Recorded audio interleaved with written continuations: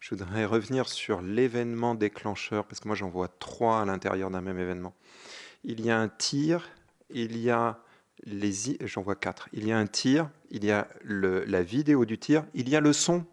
En fait, dans les heures qui ont suivi le tir, se répand l'idée que le policier a dit « je vais te shooter » ou quelque chose de semblable. Hein. Alors, il y a eu des analyses très détaillées qui ont été faites après par des associations, des services un peu spécialisés, qui ont montré que c'était pas si évident. Mais il y a quelque chose de la menace et donc d'un tir qui n'est pas nécessaire. Il ne répond pas à ce que prévoit le droit, notamment légitime défense. Quatrième point, en fait, ça j'attire votre attention là-dessus, hein, parce qu'on a quand même une institution policière qui est défaillante, à mon avis, sur cette question, c'est que qui a communiqué en premier sur le tir?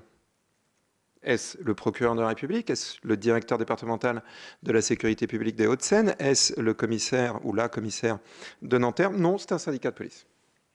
Un syndicat de police, une fois de plus, en l'espèce Force ouvrière, unité, SGP, unité police, Force ouvrière, bon, qui a dit ce matin, un jeune qui avait entrepris de, je cite de mémoire, mais en gros c'était ça, hein, qui avait entrepris de rouler sur un policier, a été tué des suites de la réplique policière à cette menace imminente de mort.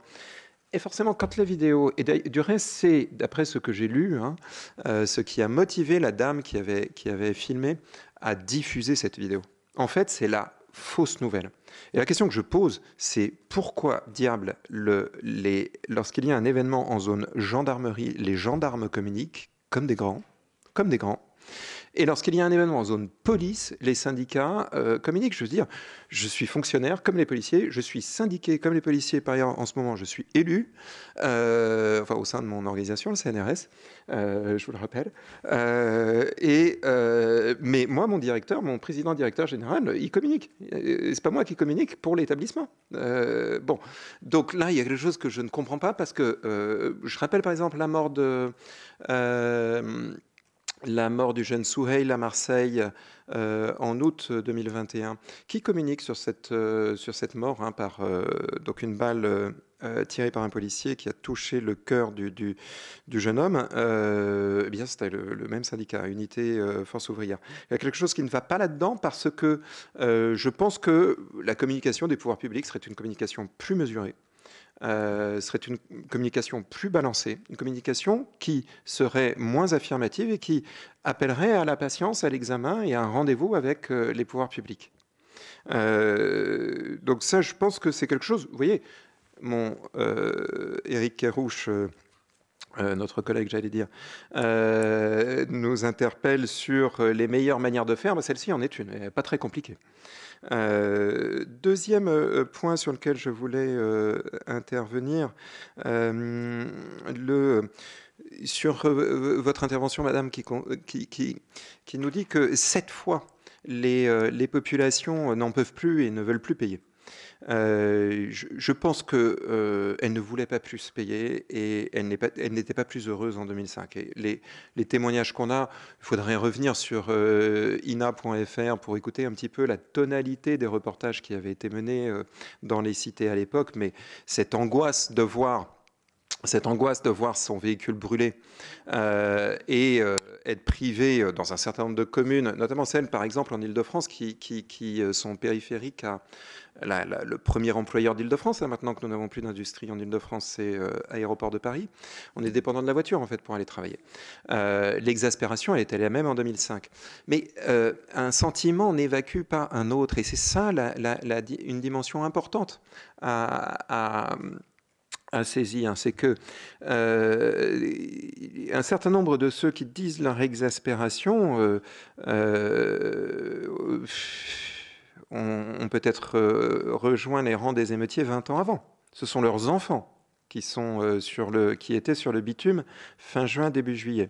Et je reviendrai d'ailleurs sur la notion de carrière. Ils sont exaspérés, pourquoi? Parce qu'on brûle leur voiture? Bien sûr. Mais aussi parce qu'il y a une mécanique qui est la même que celle en 2005, consiste à voir une action policière, ce qu'ils identifient, à tort cette fois-ci en 2023, hein, comme une mauvaise réponse des pouvoirs publics, un sentiment d'abandon, un sentiment d'injustice et une révolte des jeunes.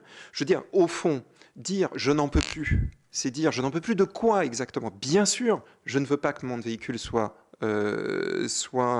incendié. Mais ça n'est pas un sentiment exclusif d'un certain nombre d'autres prises de position.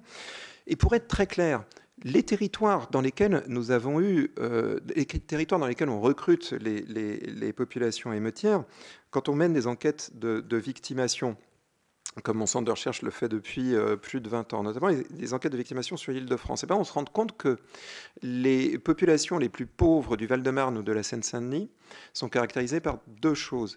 Par trois choses. La première, un niveau d'atteinte et de délinquance qui est parmi le plus élevé en Île-de-France. À Paris, il y a beaucoup de délinquance également, mais la deuxième caractéristique, Val-de-Marne, les villes les plus pauvres du Val-de-Marne et de la Seine-Saint-Denis, c'est qu'il y a une très forte demande de police.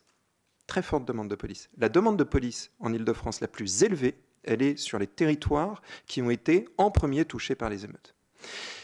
Mais simplement, cette demande de police s'accompagne également d'un taux très fort, que Sébastien a évoqué tout à l'heure, d'insatisfaction à l'égard de la police. Et donc, si vous voulez, c'est pas on n'assiste pas à une sécession des populations là-bas vis-à-vis de l'autorité.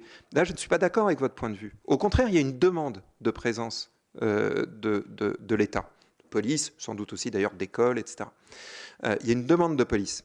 Mais il y a la demande d'une meilleure police, d'une police autre, la demande d'un autre service public de sécurité. Et donc, si vous voulez, il n'est jamais trop tard pour ajuster l'offre à la demande. Là où il est trop tard, c'est qu'il n'y a plus de demande du tout. Vous prenez des territoires tels que... rien de meilleur me vient en tête malheureusement. Vous prenez les États-Unis, enfin bon, les États-Unis, c'est pas les villes aux États-Unis au milieu du 19e siècle, si vous voulez, pas de demande de police. Hein, chacun fait sa police soi-même. Le patron, il fait sa police dans son usine. Les villageois, ils élisent un tel, et allez hop, ils vont faire la police. C'est ce qu'on appelle les milices d'autodéfense, le vigilantisme, les milices bourgeoises qu'on avait, nous, au XVIIe, XVIIIe siècle chez nous. Là, oui, là, il y a une sécession. Mais il y a demande de police là-bas.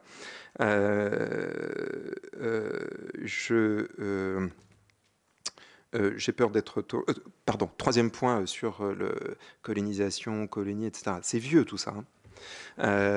C'est vieux et vous parlez, pour le coup, je me suis livré maintes fois à l'expérience, vous parlez des colonies, une situation post-coloniale, etc., à des policiers qui sont en exercice en Île-de-France. Ça ne fait pas de sens, bien sûr. Mais là, il faut quand même adopter un point un peu historique, macro, et je vais être très bref. Vous nous dites, madame, les violences policières, il n'y a pas que ça. Je suis tout à fait d'accord. Il n'y a pas que ça dans la vie, et en particulier au cœur du problème qu'on aborde aujourd'hui, il n'y a pas que ça du tout. Mais il se trouve qu'on a eu en France, et c'est ça une singularité très forte de la France, en grande partie aussi de la Grande-Bretagne, c'est qu'on a eu successivement des colonisations. Alors en France, une guerre coloniale particulièrement violente et longue, guerre en Algérie. Ça, et cette guerre, parce que le FLN l'a exportée sur le territoire métropolitain, elle s'est déroulée également sur notre sol ici, et notamment préfecture de police. À cette guerre a succédé le rapatriement de tout un ensemble de populations très diverses de ces pays-là. La France, là aussi, grosse différence par rapport à l'Angleterre. 1 million d'Européens non musulmans en Algérie, hein, c'est considérable. On a rapatrié tout ce beau monde. Et en gros, alors je vais très vite, hein, pardonnez-moi, il n'y a pas d'historien dans la salle. En gros, on a confié la gestion de ces populations aux forces de l'ordre qui avaient exercé en Afrique du Nord ou qui avaient exercé à la préfecture de police. Pour reprendre le terme de carrière, la carrière de Maurice Papon est intéressante de ce point de vue-là. On lui confie le Constantinois, on lui confie la préfecture de police.